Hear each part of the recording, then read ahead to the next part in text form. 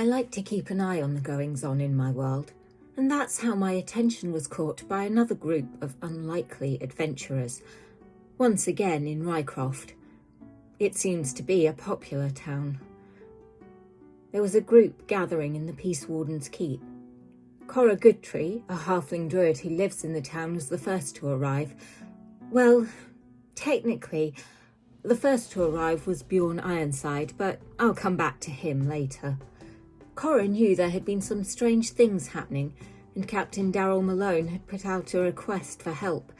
Looking to expand her life beyond that of a simple farming town, Cora was eager to lend a hand.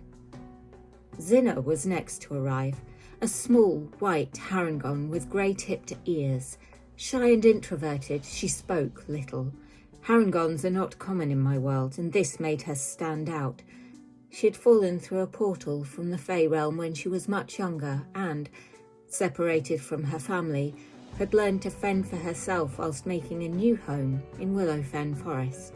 Next to arrive was a human ranger named Asher. Originally from Wyvern Keep, he had decided to leave the military town and see what adventure he could find in the wider world. Ready to try out the skills he had learnt in the barracks, he found himself in the halfling town. Last to arrive was Kalish, another human. He was a fighter, having spent his life playing sports, getting into scrapes and defending his small village, Grockle. His family... we may come back to them later. He found himself in Rycroft, where he was nearly the tallest person there.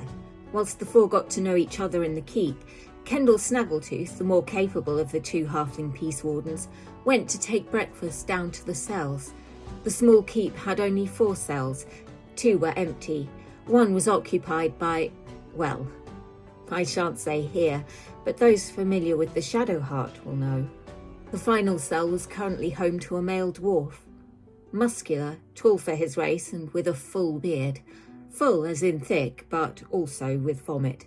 Bjorn Ironside woke with a splitting headache and no recollection of where he was or why he was there. He remembered drinking at the Crofter's Cup and a female named Gladys. Kendall, after many minutes going through the many keys on her keyring, unlocked his cell and led him upstairs. Apparently he was going to be joining this group of new adventurers. The 5 of them went to the office of Captain Darrell Malone. Bjorn, seeing a walking, talking bunny, wasn't sure whether or not he was still drunk. Cora couldn't help staring at the almost naked dwarf who looked extremely out of place.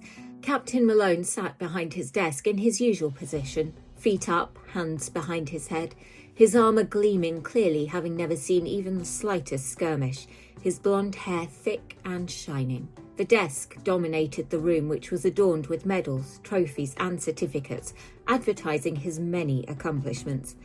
He explained that he wanted the group to go and investigate Sandrak Highmount's tower. Whilst another group had recently done so, he felt there was perhaps more to be found, and that a group of a more specialised skill set than Monty and Kendall might be required. It was at this point that the other halfling peace warden, Monty Broombrush, entered the office. He was carrying a bundle of armour, weaponry and clothes that needed a good wash, which he deposited at Bjorn's feet. As he did so, he noticed Cora, and a beetroot blush began to creep its way up his neck. Bjorn dug out a fresh set of clothing from his backpack and began to haul on his armour as the group talked. They agreed to go, the promise of 5 gold each upon their return. Malone wanted them to see if they could find any more information on the whereabouts of Sandrak and his 2 apprentices, Kerrion and Sulian, a half-elf and human. The group set out, deciding to go there immediately, Zinna deftly pocketing one of the trophies as she left. As they approached the tower, the scorched outline of a halfling was clearly visible on the main door, the fireball trap that Malone had warned them about. There was a brief debate about whether to throw the drunken dwarf or the bunny through first. Zinna looked closely at the 2-storey tower, discerning that the windows weren't quite right. Kalish scouted round the exterior and at the back noticed a patch of stone wall that didn't quite match up with the rest. He called the others over, and it was Cora who decided to touch the wall. Her hand went through it, making contact with wood. She felt about with both hands and could tell there was a door there, but with no apparent handle. Asher, being taller, also had a feel at the top of the doorway. Nothing. Kalish gave it a hard kick, his heavy armor mastery meaning he took no damage as the door stood strong. It was Bjorn who suggested they just try knocking. Asher knocked, felt the door open, and the others watched as he disappeared into the stonework. A moment later, his head emerged, telling them to come in. They entered the ground floor of the tower, a large entryway with a plush, giant white bear rug and 3 suits of armour. 2 of the suits were clearly rusty and old. The middle suit, however, did not take kindly to Asher's inspection as it took 2 swipes at him with its swords. A short battle ensued, Asher taking the brunt of the blows and Bjorn eventually driving his great axe in with the killing blow. Kalish picked up the helmet to look inside as the suit of armour collapsed into pieces. It was empty. He flung it down, the sound reverberating around the tower. The group headed up the stairs. This next room was dominated by a large and well-made rug. It was just a rug. The bookshelves contained magical textbooks, though Asher did find some fine ink and Zinna some parchment in barrels and crates. Bjorn smashed a barrel and the incense sticks within it with his great axe before they continued upwards. A 3rd floor in a 2-story tower, with yet more stairs leading up. The group could not read the handwritten notes, none of them being familiar with the language in which they were written. Zinna hopped onto the table to take a look at another suit of armour which had been laid out. Asher and Kalish looked at the chests, finding they could not open them. Rather than have the rogue pick the lock, they decided to use Bjorn and his great axe to open the first chest, which he did. His axe smashed through the chest, and the 2 glass vials containing healing potions which had been inside it, the liquid seeping uselessly into the wooden floor. Zinna unlocked the second chest easily, finding a scroll of cure wounds inside which she handed to Cora. Cora, meanwhile, took a closer look at the sword on the table, noting as it began to vibrate, then levitate. Another battle, once again ended by Bjorn and his great axe. The only person to take any real damage was Zinna, a natural one seeing her short sword stab her in her own foot. Onwards and upwards. Bjorn, with his background of a soldier, immediately recognised that this room had been used as a prison of some sort. Cora found more handwritten notes in the same strange language. Kalish and Asher noted the bookcases contained more textbooks, these ones on anatomy and biology. Zinna squeezed her way into the cage and looked under the bed, finding a lot of dust and a dead spider. Up they went. They emerged into a very different room. Candelabra on the floor glowed with eerie green magical flames. A large iron bath filled with a red liquid dominated the far end of the room, stains on the floor around it.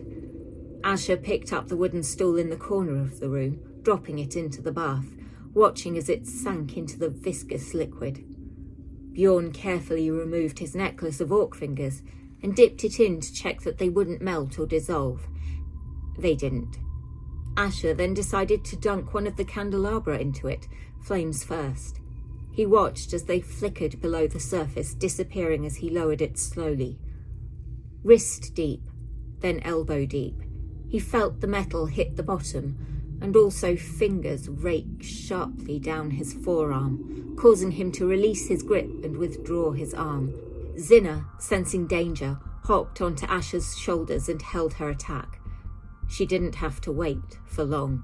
A ghastly, rotting hand severed at the wrist emerged from the tub. She swiped at it as it went for Asher, managing to keep her balance on his shoulders as it clawed at him. A second hand then emerged, leaping onto Zinna's face.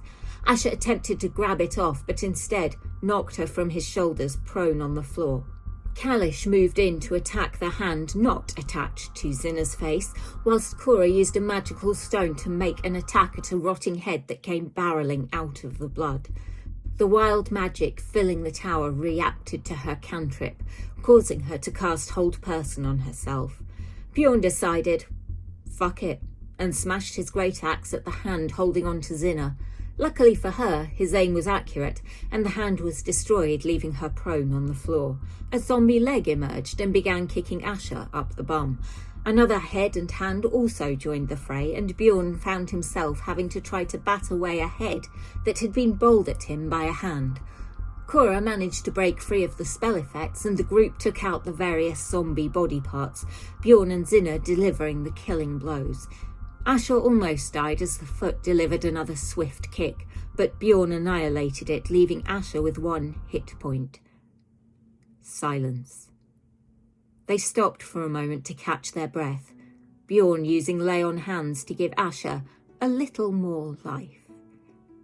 It is here that we will leave them for now, but when we return they will all be feeling a little more powerful. Just as well, given what lies ahead of them in that tower.